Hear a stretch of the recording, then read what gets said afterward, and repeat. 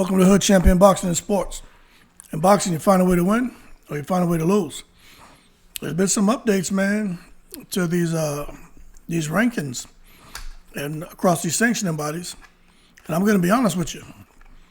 I think the next big fight to be made is Yordenis Ugas and Butaev. Now, Yordenis Ugas is back in training, in case you guys didn't know. So when you see them get back in training, that means there's probably been a conversation held with their team about an upcoming fight. So that's good news to me for Ugas, because that means Ugas' eye is probably healed by now. And as he's getting ready for the fight, he should be more than 100% ready. Now, we just take a quick look. I'm going to tell you how I came up with that prediction. But we'll take a quick look at the welterweight division. You got Spence, Crawford, Ennis, Ugas at number 4. You got Ortiz. Then you have Stanionis, Thurman, Ben still hanging on for dear life. Then Butaev is in there. Vandasian, who I anticipated Vandasian at some point just totally dropping off of this rack and stack by the ring. Now, when you come up under to the WBO, let me make this a little bit, let me expand this for you a little bit. Okay? For the WBO, let's see. Oh, okay. Updated as of 24 Jan. Got Terrence Crawford. He's the big man. Ortiz, Thurman. We know they're going to be busy already. Alexis Rocha. A lot of talk about him fighting Crawford next. And Cody Crowley. Cody Crowley is supposed to be committed to fighting over in the WBC against somebody we don't know yet. But he's supposed to be fighting in February. He actually had his match. The opponent's name wasn't listed out there on a website that tracks fighters and their upcoming fights. It was showing him with a fight scheduled for, I think, the end of February. Now it's not showing him with a fight scheduled for the end of February. So I'm not sure what's going on with Cody Crowley, but I have a feeling it was one or two things, and I'm going to get to that here in a second. Then we come down the rest of the list. Giovanni Santillan, Blair Cobb, the best fighter in the world. Rashidi Ellis, he's still hanging on at number 7. He actually bubbled up a little bit. Then you see Ugas down at number 9. Now, when you look at the IBF, we already know Earl Spence is the big man. Boots Ennis got the interim. You got Ortiz committed over to the WBA, fight Stanionis. Chikajian, Boots Ennis just clipped him. Then Thurman, then you got a few more names. Rashidi Ellis still hanging on at number 8. For the WBC, this is where it's going to start getting interesting, okay? We're talking about Ugas, Thurman, and Ortiz. Thurman's committed to Earl Spence, supposed to be fighting next. Ortiz committed to Stanionis. They're going to fight next. Yordenis Ugas is back in training. Cody Crowley has a fight coming up in February. Now, I don't know what's going on here with Ugas and Crowley. But don't be surprised if they make Yordenis Ugas against Cody Crowley. That could be the fight that we're going to see.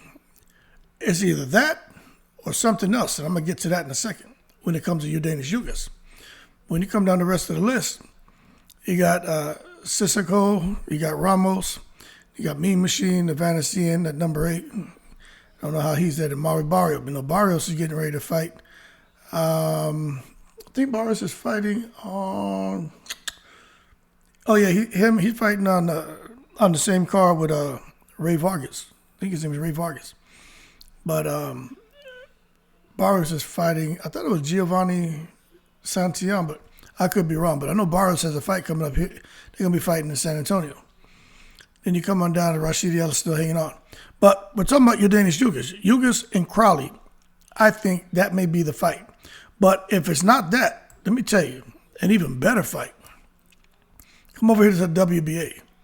We already talked about the first two. Look at what we have at number 3 and 4.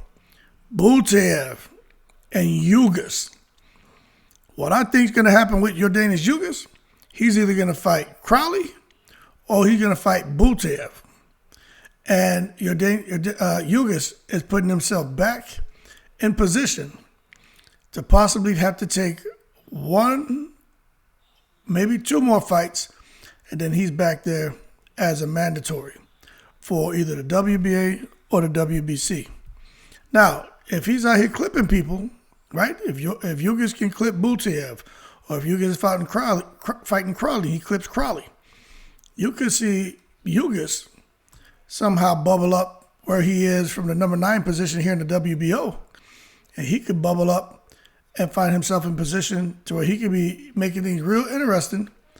Because if some of these guys lose and Ugas is winning, he could bubble right up there, and he could be in spot to fight whoever has a WBO crown or the interim crown, so he can easily go into a title eliminator with no problem. But I honestly think when you look at Yordenis Ugas, where he is for the WBC at number 3, you look at who's at number 4, Cody Crowley. That could be the fight that's being made right now. That's why Cody Crowley, that fight date he had out there on that website, that could be why they pulled it off. Not saying the fight date still isn't going to happen, because maybe there's something going on with trying to get him an opponent. I don't know. But that makes you wonder when you see that happen. But you come over and look at Ugas and the WBA, he's number 4 and Butaev number 3. I'm telling y'all right now, I'm willing to bet he's either fighting Crowley or Butaev. I'm just telling you. I really think that's going to be the fight to be made.